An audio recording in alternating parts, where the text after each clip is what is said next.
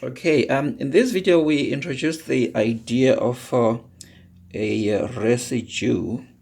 Now this notion of a residue is going to be very important, and in fact it's going to be central to everything that we're going to do going forward from here. In particular, there's something called the residue theorem, which is probably the most important theorem of complex calculus, which is going to be based on obviously the idea of the residue. From this, we can actually be in a position to evaluate some real integrals, which we are going to see in subsequent videos. So let's get on with it. So in order for us to define the residue, we will need to start by defining something called an isolated singularity. We've already talked about singularities before. If you haven't seen our videos on singularities, we will post a link just here. Okay, so a singular point z0 is called isolated if in every neighborhood of z0 f of z is analytic. So that means f of z is basically analytic everywhere except just at the point z0. Okay, so here are some examples. If we have got f of z is z minus 3 over z plus 4, this is going to be singular when the denominator is 0. The denominator is going to be 0 when z is plus or minus 2i. So that function is going to be singular everywhere except just at these 2 points. So at z equal to 2i, it's going to be singular. At z equals to minus 2i, it's going to be singular.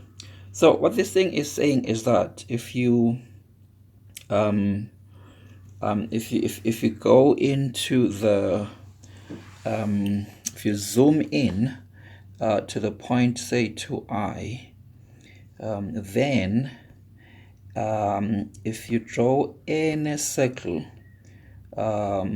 outside 2i, then the region there is going to be analytic. So what this thing is saying is that the function is analytic everywhere except just at that particular point. Then your singularity is called isolated.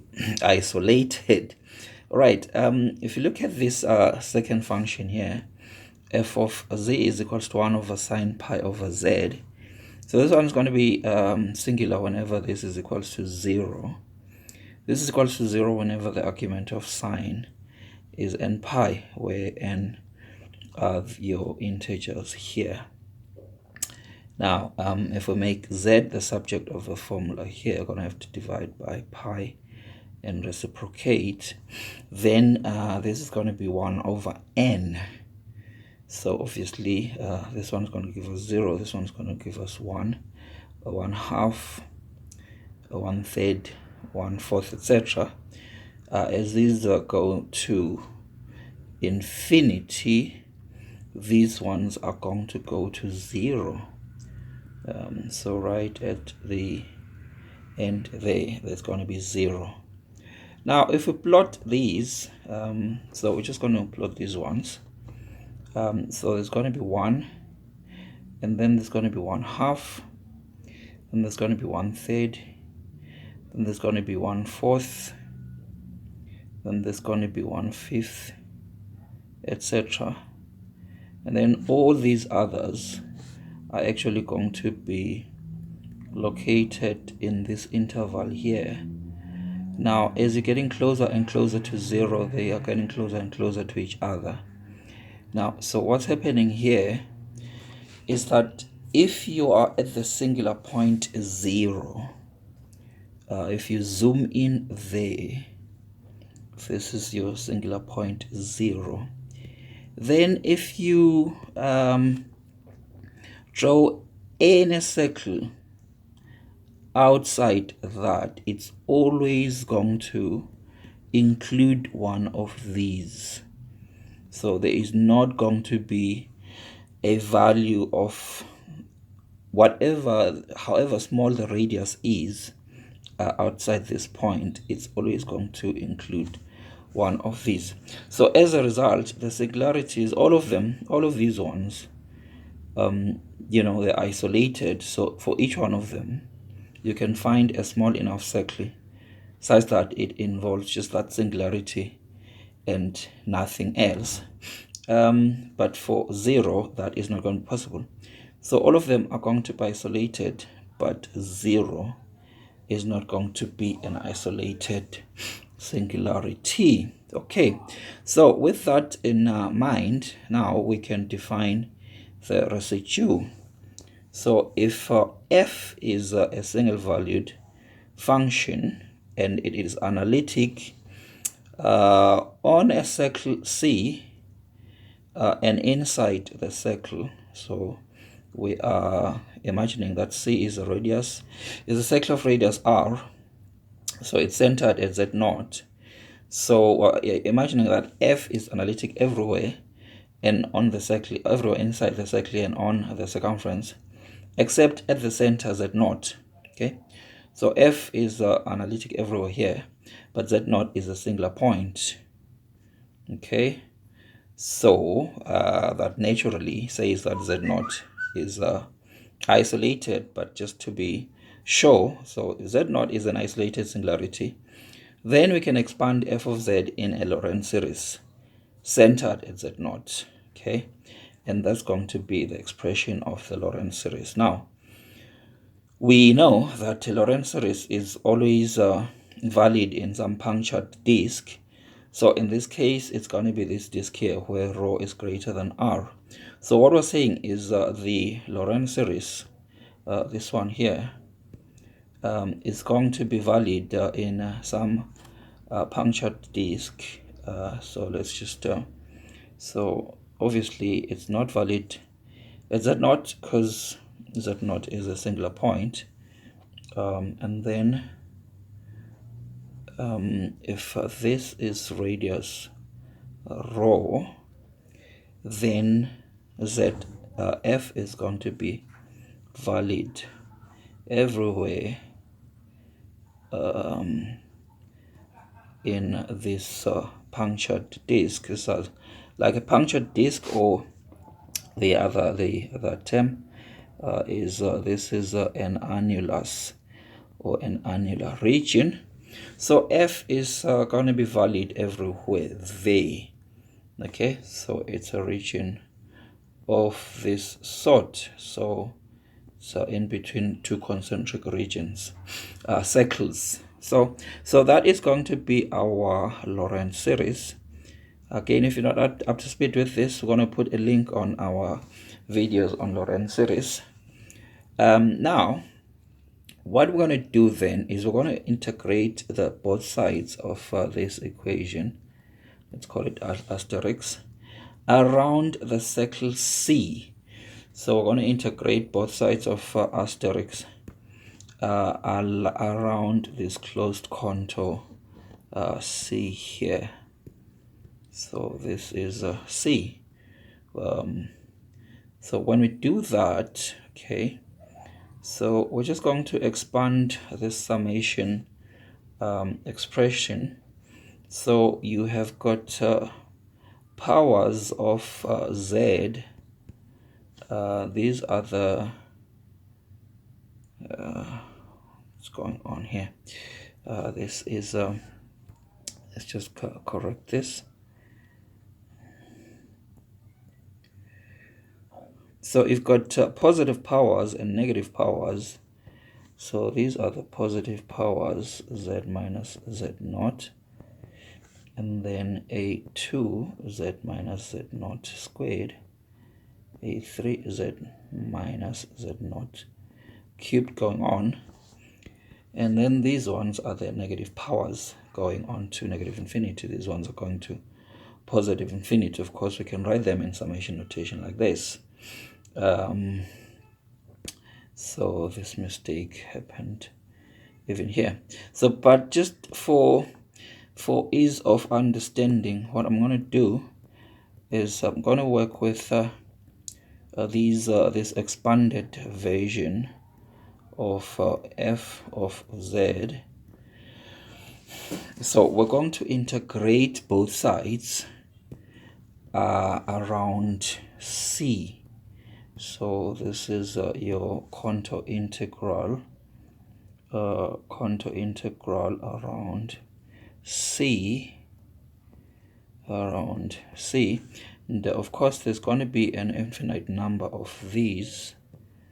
So integral here around c, and that one. Now what you're going to notice, if we just focus on the right hand side, then the integrals on the right hand side, so on the right hand side we have, so in fact we can write the right hand side as follows. So summation of an into the integral of z minus z naught to the power n. N here goes from minus infinity to infinity. So that's how we can write these terms here. Now the only thing really that we need to evaluate is this integral here. Now so since we are evaluating the integral along mod z minus z naught equals to r, we can write this in parametric form. There is a video where we explain how this comes about. So the parametric form of that circle centered at z naught with radius r takes this form here. Okay, and so this integral z minus z naught to the power that is going to become, so this one is just going to be this to the power n, but we need dz. So from here dz is going to be equal to derivative of this is going to be I times the same thing, or just differentiating the exponential. So this thing is now going to be the integral of r e to the I theta to the power n. Then dz is I r e to the I theta d theta. Now this is now an integral of theta, and so the limits are going to be 0 to 2 pi because we're going around the circle once. If we simplify this, the I and the r to the power n plus 1 we can factor out because they are constants, and then inside we're just going to have e to the I into n plus 1 theta d theta, because there's a term from here and a term from there, and then integrating I is simply going to give us e to the I n plus 1 theta all over I times n plus 1 from 0 to 2 pi. As soon as we do this, then we must make sure this is not equal to 0. So here n cannot be equal to 1. Okay, then the i's cancel out.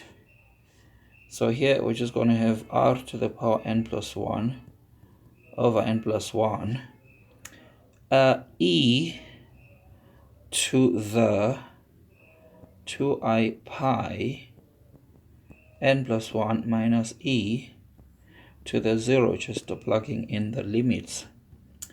Now n plus 1 is an integer. Now integer multiples of e to the integer multiples of 2i pi is just 1. So this is just 1 minus 1. So this is 0. However, there's still the case n is negative 1. So we need to go back to that one. So if we go back to that one, and just plug in negative 1 before we integrate here. Okay. So for the case n is negative 1,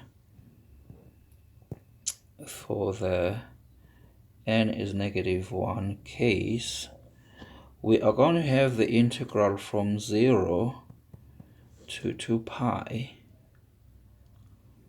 If n is negative 1, this is going to be r to the power 0. That is going to be 0.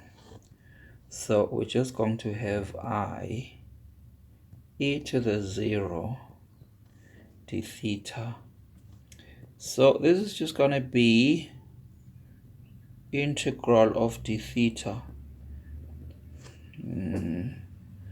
So this is just going to be 2i pi. Okay. So all of the others are going to be 0 except this one. So going back to the expression that we had here in expanded form, what this is saying is that all of these terms are going to be 0 except this one when the power is negative 1. So that is going to be 0. That is going to be 0. That is going to be 0. That is going to be 0. All of the others are going to be equal to 0 except this one. This one is going to be a negative 1 times 2i pi. Okay. Now, since they all vanish and only this one remains, then this coefficient here, the a minus 1, is called the residue of f of z, because everything else vanishes but only that one remains. So that is how it gets its name. So in summary, the integral of f of z dz around the contour C is going to be 2i pi times a and a minus 1. And we're saying for that reason, this a minus 1 is called the residue. Now, so let's do a formal definition then of the residue. So the coefficient